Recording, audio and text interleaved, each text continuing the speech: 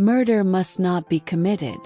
This is common sense in civilized nations worldwide, and murder is also prohibited by law. If someone violates this, it is natural that they will face severe punishment.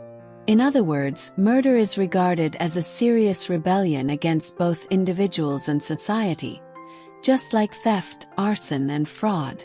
Then, how does the Bible address murder? Human beings were created by God in His own image, as His children.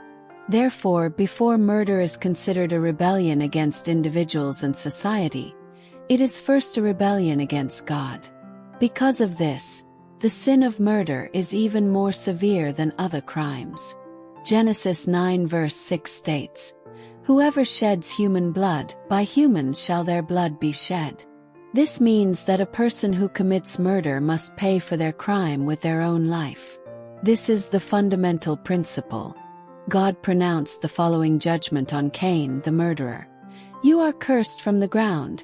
Even if you cultivate the land, it will no longer yield its crops for you. You will be a wanderer on the earth."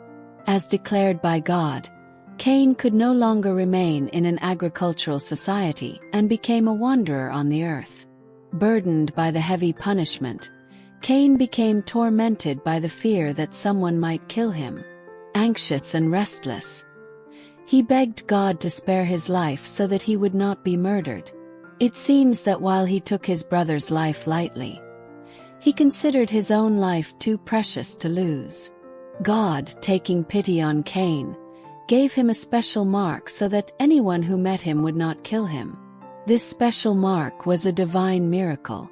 Thanks to this, Cain, who should have been put to death, was able to survive.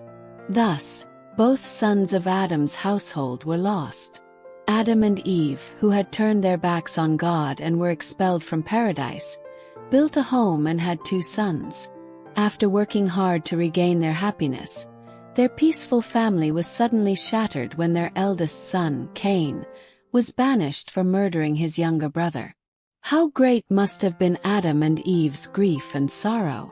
However, as time passed, a 3rd son, Seth, was born to them.